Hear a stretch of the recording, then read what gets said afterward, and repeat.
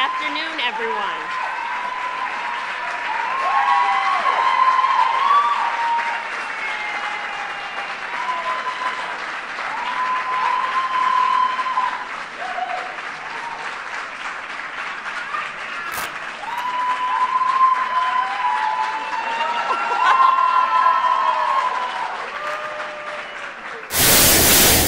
Good afternoon.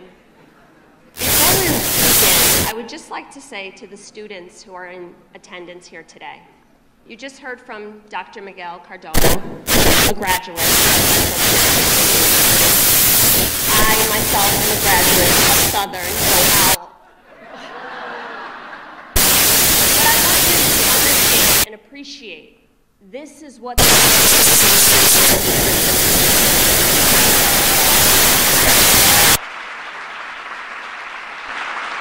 when you leave this place, I want you to take with you that we are every single one of you. Good afternoon. Thank you so much for being here today for this very important and timely discussion. Thank you for standing in the rain, for coming out early, and joining us.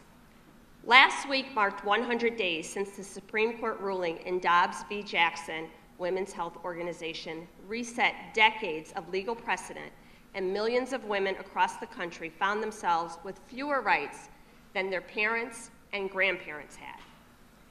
The overturning of Roe v. Wade left the United States with a patchwork of state laws governing abortion. This ruling did not only have implications for abortion access, but for the right to contraceptives and the legality of same-sex and interracial marriages. Here in Connecticut, Governor Lamont and the Connecticut General Assembly took swift action to protect and expand a woman's right to privacy and reproductive health. However, as legislation is being proposed for nationwide abortion bans, the rights of the people here in Connecticut we know what it's like to live in the state of New York. We experienced that in the last few years. We know what it's like to be the future of Roe, and that is untenable. This issue is real and important for so many of us. In the last few months, I've seen rallies and vigils to such practices. I've had women grab my hands at events and look me in the eyes and say, work to protect women's rights. I've had fathers and grandfathers tell me the story of their daughters in the struggle. Americans are engaged and paying attention. But there's one thing that really moved me in this conversation, and it was a letter I received from a Farmington High School student in my district. It read in part, "Hello, my name is Madeline. I'm a 9th grade student at Farmington High School, and I'm currently working on my Citizenship in the Nation merit badge. And one of the requirements is to contact a representative about an issue that is important. One of the issues I feel is most important is supporting a woman's right to choose when it comes to her body and her health." The letter went on to say, "Although the Supreme Court has time and consideration, sincerely, Maddie." When I called this young girl to speak to her, she said, "I don't know that I'll ever need this, but it scares me that if I did, it would not be my choice. If I did, I would not be the one to decide. People in my district care about this issue, and that is why it is significant that we are having this conversation right now. As women's rights are being eviscerated all over the country, it is critical that we take action to enshrine women's reproductive rights into law and protect the health and well-being of all women and all people." And with that, I am so excited to bring to the stage two pillars in the fight for women's reproductive rights. First, Alexis McGill Johnson. She is the President and CEO of Planned Parenthood Federation of America and the Planned Parenthood Action Fund. Planned Parenthood provides vital health services to 2.4 million people.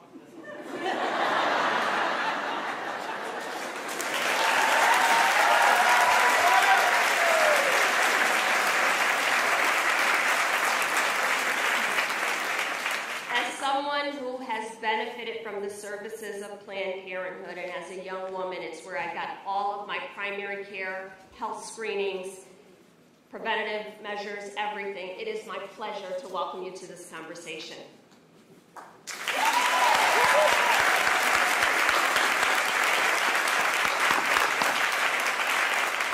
Our next guest has been a champion for the rights of women and children her entire life. During her time in the Senate, I had the privilege of working with her on the Clean School Bus Act, legislation to improve vehicle emission standards and to transition our school bus fleets to electric so that our children could breathe clean air. This legislation was included in the Infrastructure Investments and Jobs Act. I've also had the privilege of partnering with her on legislation to make lynching a federal hate crime, close the meal gap, condemn anti-Asian sentiments, and so much more. As Vice President, she worked in partnership with President Joe Biden to get America vaccinated, rebuild our economy, reduce child poverty, and pass legislation to negotiate the cost of prescription drugs and make the most significant investment in climate mitigation our nation has ever seen. She led the administration's efforts in rallying broad coalitions to protect the right to vote, to protect the human rights of LGBTQI+ citizens, to expand the rights of workers, to expand the rights of workers to organize and collectively bargain. She has supported women in the workforce by addressing maternal health crisis and defending reproductive freedoms. She is the first woman, the first Black woman, the first South Asian woman, and to ever be elected to president. And we have all heard her say it before. She's going to make sure that she is not the last. I think that our Vice President of the United States of America is uniquely qualified to weigh in on this conversation. And it is with pride and tremendous admiration that I welcome my friend, the Vice President of the United States of America, Kamala Harris.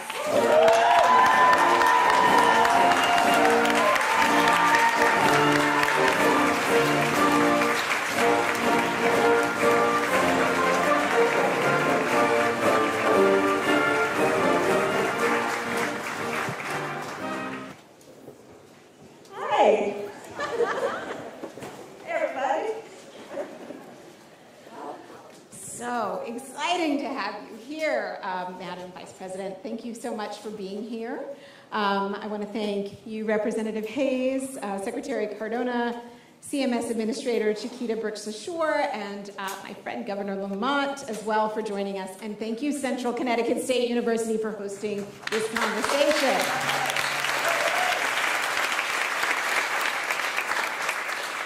So as Representative Hayes has spoken, we are now 100 days past the fall of Roe, since the Supreme Court eliminated our constitutional right to abortion. What that means is 1 in 3 women, more trans, non-binary folks cannot get access to care in their own communities. And we already know that the people who are most affected are the people who already have been living at the margins of systems. They've already faced a lot of barriers to care, and the stories that we've heard over, over the months of what people are experiencing and getting that care has been incredibly traumatic. And we also know that at the federal legislative level, we have seen action in Congress. We have seen representatives like Representative Hayes who have led and supported the passage of the Women's Health Protection Act in the House. At the state level, Connecticut has allowed more licensed medical professionals to perform abortion care and protected patients and providers. And we're going to get into what the White House is doing. But first, I just have to shout Madam Vice President out. You have been the most amazing leader in this moment. You have traveled the country since the Dobbs decision. You've been all over the summer. She's talked to 150 legislators from 17 states, leaders in higher ed, healthcare providers, con law experts, state attorneys general, literally disability advocates, faith leaders, everyone who has a stake in this conversation, which is everyone. You have been there and you have been leading, but it's also not brand new for you, right? You've done this work in every seat that you've held, from California AG to US Senator and now Vice President. Thank you for being such an unwavering voice around sexual and reproductive rights. Why is reproductive freedom an issue that you've chosen to focus on right now, even before Dobbs? Well, I actually grew up with the issue of women's health. As the last gentleman, it's so wonderful to be with the Congresswoman. And please send her back to Congress.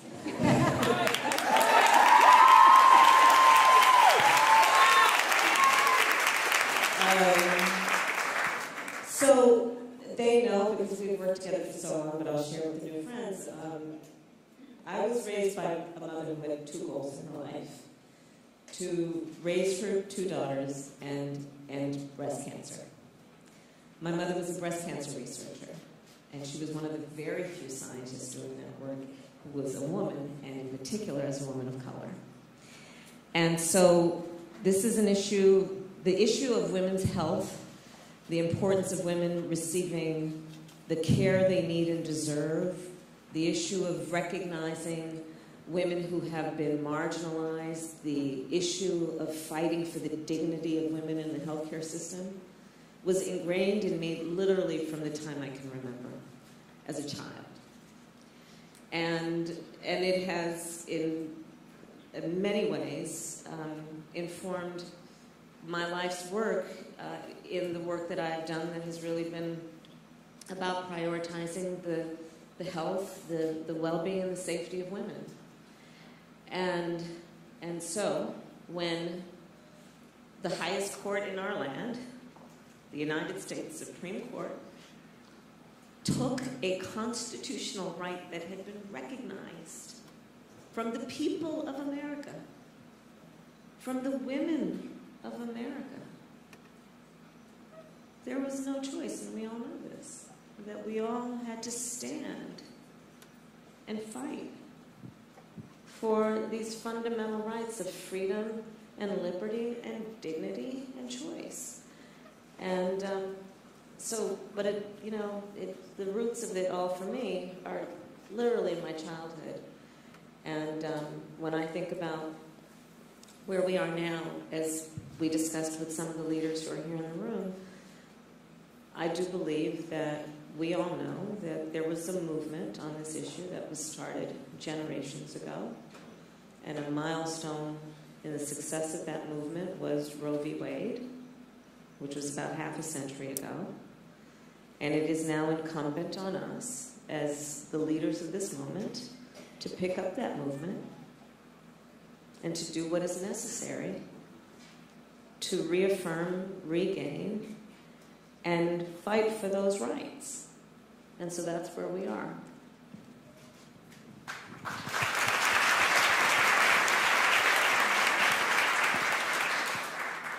Thank you, Madam Vice President. It is definitely an honor to have you here and in my district.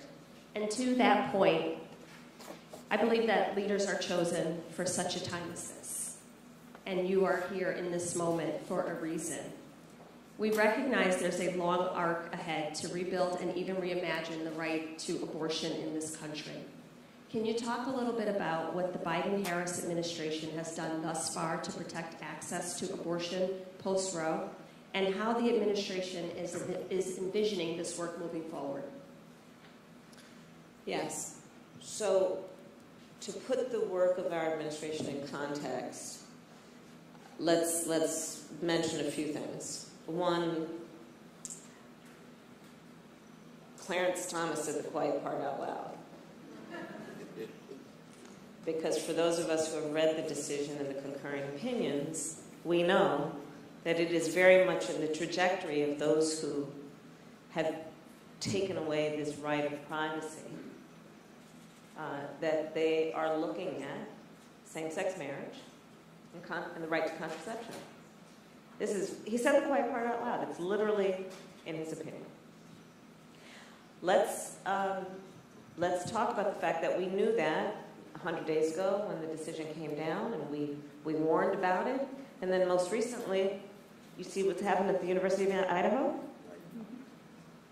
where the university has basically said that they're going to prohibit and not give out contraception to their students. So it's already happening. And we know that all of these hard-won fights will be temporary unless we are vigilant in upholding them, these rights. So the way that our administration has been thinking of it in a number of ways, including what we call an all-of-government approach. And so we have, through our Department of Health and Human Services, issued guidances and instructions, for example, to pharmacies about what their legal obligations are in terms of the dispensing of medication. We have, through our Department of Justice, and in particular the Attorney General of the U.S. Department of Justice, designated Vanita Gupta, who many of you may know from the Leadership Conference, who's a great civil rights litigator and fighter, to be the head of the DOJ task force to look at this issue, to determine where there is a role for the United States Department of Justice to weigh in on what's happening in the states and defend the legal and constitutional rights of people in our country on this issue. They are gathering pro bono legal support, so basically law firms and legal associations to give free assistance, legal assistance, to folks who are going to need it, including healthcare providers who in many cases are vulnerable to and explicitly, potentially liable for criminalization in some of these states, right? We are looking at it through the context of what our federal communications division can do. And that commission, the Communications Commission, to look at, and they've actually sent out a letter to the 15 top providers, AT&T, Verizon, to get their data policies and their data protection policies. So consumers can be aware of what's at risk, but hopefully so we can also inform everyone of their rights when it comes to location services and what vulnerabilities users may have to people with bad intentions getting that information to potentially hold people liable, or worse yet, criminalize and prosecute people. We have issued executive orders. The President signed executive orders, 2 in particular, that support a lot of this and include what we are prepared to do to fight for the freedom to travel, the constitutional right to travel, right? Because remember, we're looking at, I think now a dozen states at least, that have essentially banned abortion. And what is that going to mean? There's still a lot of confusion because of the patchwork, different states doing different things. What is that going to mean in terms of the legal rights and protections available to an individual who needs abortion care and leaves a state where it's banned and goes to a state where it is still legal? And what legal protections will that person have, much less the receiving state have? So there's a lot of work that's being done by our administration through the federal agencies that are a part of the federal government, and in coordination with a lot of state leaders and, of course, leaders in Congress. But this is truly an issue that is going to be about what all of our movements have been about, frankly.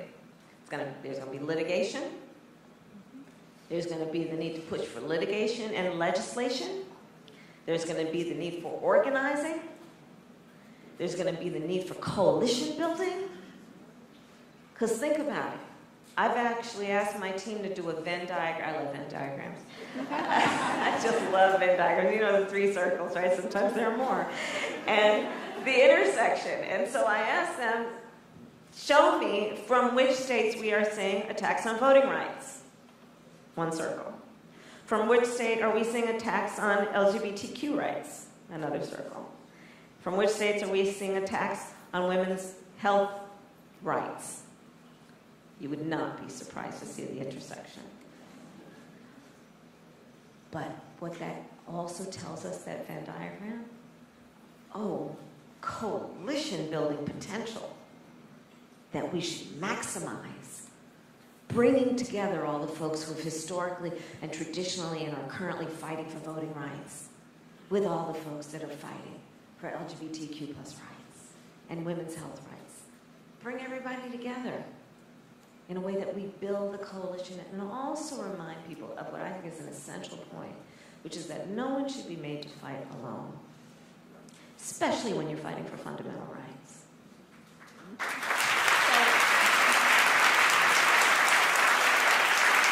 just going to jump right back in for just a second, and the history teacher knows the answer to this question, but I would like to hear it from Madam Vice President. In a state like Connecticut, where those rights have been codified, Yes. can you share with these folks what a national ban means? Well, first of all, so much credit to the governor, to the state legislators, and to members of Congress in this state for providing a role model for what it should and can look like. And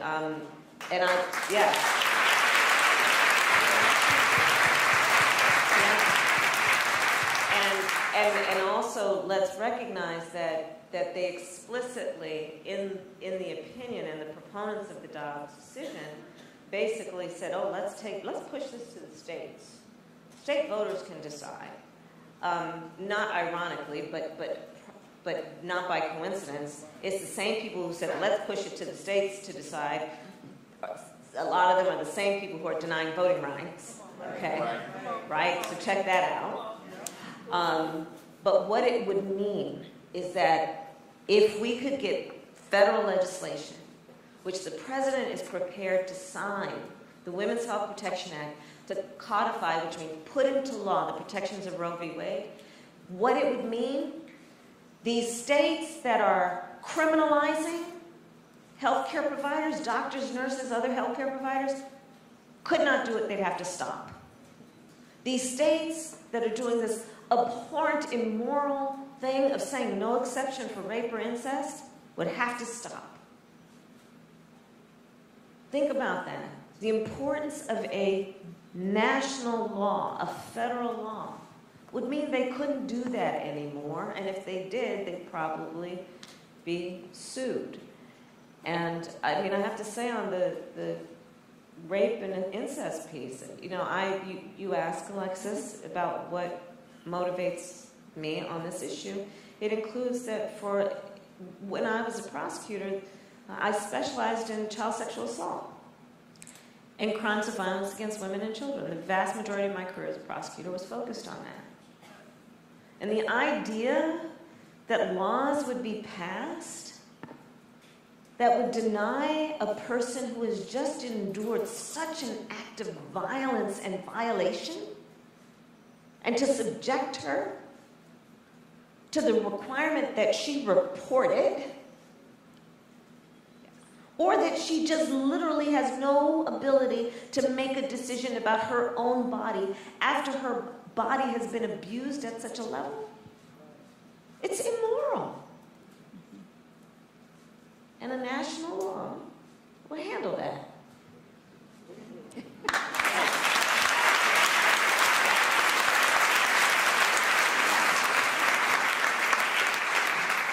I mean, you have captured so well the chaos and the confusion on the ground of what is actually happening, and we've already seen it, right? Because we are a year into Texas. We have seen patients who are traveling upwards of 400 miles one way just to get access to care, to get the first part of a medication, abortion, and then get back in their car and drive back home.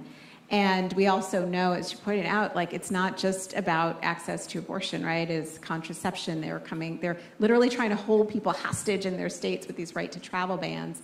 And you mentioned the kind of intersecting issues. I just want to call out the meeting that you called us into. A group of reproductive rights leaders and civil rights leaders met just a couple weeks ago in your office to talk about just this moment that we are in and these intersections. And I think particularly around, if you could speak a little bit more to voting and concerns that we have literally about our democracy in this moment.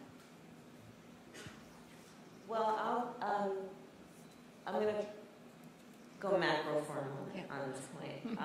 So, as Vice President, I have now had direct conversations in person or by phone with 100 at least world leaders, presidents, prime ministers, kings, chancellors. One of the things traditionally about the United States is that we could walk into those rooms, chin up, shoulders back, talking about what it means to be a strong democracy, imperfect though we may be. We could talk about what it means to be a strong democracy. we could then have the authority and the standing to talk about the importance of human rights, rule of law. And with that, as this room knows, it's a room full of role models, we positioned ourselves and were thought of as a role model of democratic principles.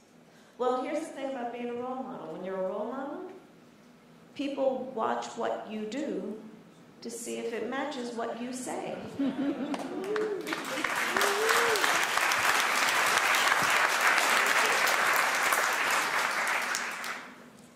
And now the highest court in our land took a fundamental right from the people of America.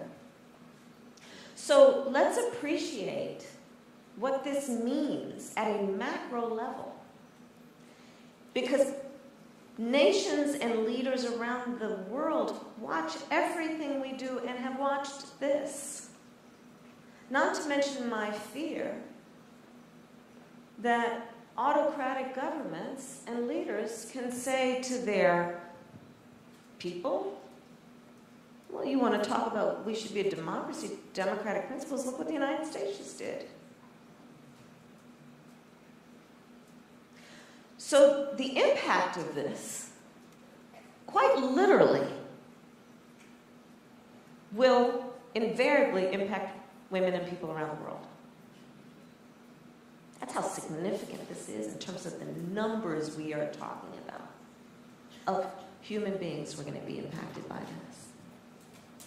So I do want to just mention that. In terms of civil rights leaders, you know, I am often reminded of and often paraphrase, which I will do again right now, the words of Coretta Scott King. And she famously said, the fight for civil rights, which is, of course, the fight for justice, it is the fight for equality. The fight for civil rights must be fought and won with each generation. And I think she had 2 points. One is that it is the very nature of this fight that whatever gains we make, they will not be permanent. So understanding it's the nature of it, the second admonition, I think, then is, knowing it is the nature of it, do not be overwhelmed. Do not be dispirited. It's the nature of it that we have to be vigilant and fight for it. And so that's where we are. And when I look around this room, I know we're up for this fight.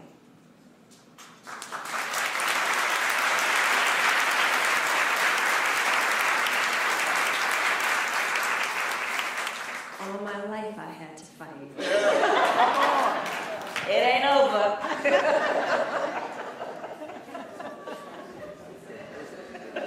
We can't talk about abortion access or reproductive health care or protecting our rights without talking about Black maternal health. Another issue on which you've been such a leader, as evidenced by your introducing the Momnibus in the Senate. Black women are 3 times more likely to die from a pregnancy-related cause than white women. And the loss of abortion rights, largely across the South and Midwest, will only compound that. These health outcomes are largely impacted by structural racism and various barriers to care. As a member of the Black Maternal Health Caucus in the Congress, my question for you is, what is the Biden-Harris administration doing to tackle the Black maternal health crisis? Yeah, and you've been a great leader in the Congress. I'm very proud that we have, for the first time, elevated the issue of Black maternal health to the stage of the White House. I literally convened women from around the country to come to the White House, and we held a day of action on this issue, first time. And to the Congresswoman's point, Black women 3 times more likely to die, Native women twice as likely, women in rural America 1.5 times. When it comes to racial bias in the healthcare delivery system, we know that is a huge contributor, in particular to Black maternal mortality. And because what the data proves is that it literally has nothing to do with her education level or her socioeconomic level. It has to do with the fact that when she walks into that doctor's office or that clinic or that emergency room, she as a black woman is not taken seriously. That's right. And so there is that. There are the stressors that Native women, that women in rural America, that women in low-income communities face in life that also contribute to this. The stressors of living in poverty can be trauma-inducing. And so then you start to layer on these issues, and to your point about systemic issues, there's a lot there to unpack, but it doesn't require rocket science to figure it out. And so what we have been doing is, one, elevating the issue, but then talking about, for example, when I was in the Senate and we worked together on this, I carried a bill that was about acknowledging the racial bias in the system and what we need to do to then train healthcare providers to understand that, identify it, and be aware of it. There is the work that we need to do that is about putting resources into these communities.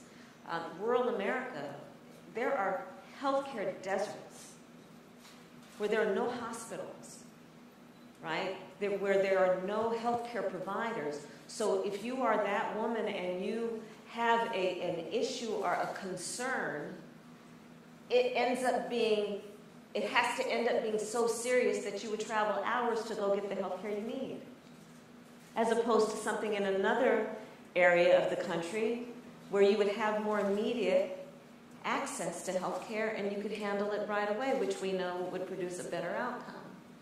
So there is a lot more work to do about this, and so we have done the work of putting resources into a lot of these issues to start to address it. But there's more work to be done. And we've been talking about this and working on this, as you know, for years before a Dobbs decision came down. And then when you compound it with what the Dobbs decision means on this issue, it compounds the concern that the resources are not there to address what will be a growing need. Yeah.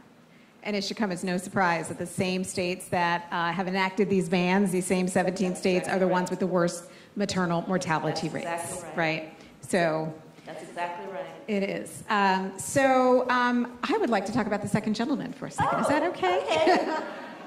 Because that's my husband.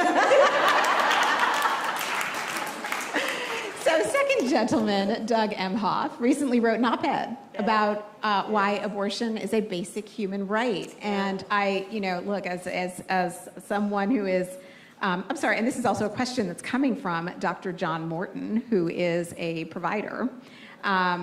He said, as a physician and an abortion provider myself, I agree. I'm heartened to see more men activated in the movement. How and why should men show up for reproductive rights, recognizing they're not at the center of the issue, but still impacted by the loss of freedom?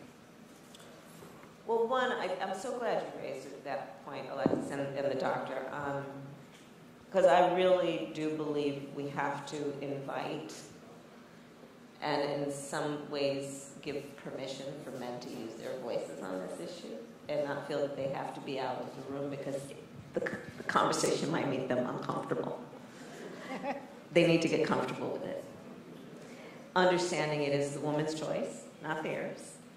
And that we need everyone to participate in this because it is about fundamental rights and right to privacy.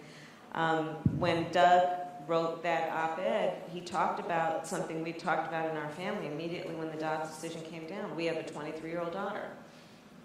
I have an 81-year-old mother-in-law, Doug's mother. Ella, our daughter, will have fewer rights than my mother-in-law. Can you imagine? In 2022? We're supposed to be a nation that grows and strengthens itself and thinks about progress, which should include the expansion of rights, but we have now restricted rights to the point that two women in the same family are going to have such a desperate experience in terms of a fundamental right. Going backwards, not forwards. So he talked about that, and I think that it is, again, I think it is so critically important that all people participate in this conversation, understanding not only that it will affect the people in their life who are directly impacted by access to reproductive health, but it affects them in other ways also, which, back to my point about what Clarence Thomas said, you know, once you start taking away rights and justifying it, you know, as they say, they will come for everyone else and then they will come for you. And so let's be clear about that also, which is we are witnessing an erosion, and almost by definition, erosion can be infinite in terms of that process if we don't stop it. And everyone could be in its path. And I think that was a part of the essence of what he was talking about in that piece. I think our next question actually follows right up on that. It's an audience question from Talia Asbury, who is a young person. What do you say to young people in this moment about the future of access? What do you say to people like Maddie from the letter that I read? What do you say to 17-year-old me, who was pregnant and really struggling with how I was going to make that decision? What do you say to future generations about how we can secure these rights in that access? Yeah. I mean, the first point that I will make is you are not alone. There is, I think, an aspect of this kind of attack on rights that has the effect, if not the intention, to make people feel that they are without power. And to make people feel alone. Let's not overlook that there's so much about what is happening now that is profoundly steeped in judgment. About women's sexuality. So not only has a right been taken, but there is a tone and a tenor by which it is happening that is highly judgmental and therefore intended, probably, maybe sometimes unintended, to make a person feel ashamed and alone. So my first point would be you are not alone. And you have nothing to be ashamed about. And we have to say that and mean it. And that gets back to also the importance of the coalition building. There's a piece of it that is about encouraging and applauding people who stand up and fight for the rights of themselves and others. And encouraging that in our kids, in our siblings, in our aunties, in our grandmothers, in our grandfathers, and saying, hey, this is admirable to get out here and speak with force and feeling about this issue, and giving ourselves and each other permission to do that, because what's at stake really is so profound. And I think that's a big part of the advice I'd give right now, is you're not alone, and so let's organize. Let's organize. Let's link arms, and do what we need to do, including in the next 34 days around the country.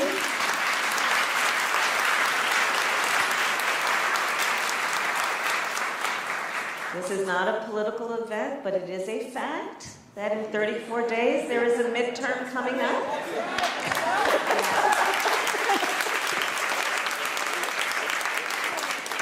Indeed. And facts must be spoken. Yes, we must speak truth, right? Because stigma is used as a strategy, so is misinformation, so is contorting people's, own ideas about their faith. And I want to kind of come with one final question that comes from Bishop John Selders, who asked, what would you say to someone who understands why abortion should be a personal decision between a pregnant person and whomever else they decide to include in the conversation, but believes they can't reconcile it with their faith.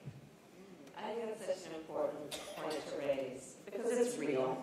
It's a real point, and one, I appreciate how the question was framed, which is, it is her choice, and it should be her choice to make if she chooses in consultation with a loved one, with a healthcare provider, with her faith leader. And more specifically on the point, I say this. One does not have to abandon their faith or their beliefs to agree that the government should not be making that decision for her.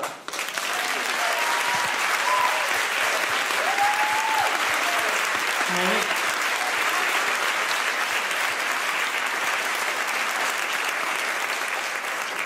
So it's literally that basic, which is also about consciously and affirmatively respecting that we should not, there's nothing about this movement that in any way is trying to convert people, to change people in terms of what are their deeply held beliefs as it relates to their faith. There's nothing at all about that. It's simply saying the government shouldn't be telling an individual woman what to do. And I think we should speak that affirmatively so we don't leave the inference being something we don't intend. I think let the church say amen. Madam Vice President, thank you so much for joining us here today. Thank you for coming to Connecticut. Thank you for visiting me in my district. Thank you for coming to Central. And thank you for being so generous with your time on this very important topic. We are so much better off as a country having you in this place at this time. Thank you.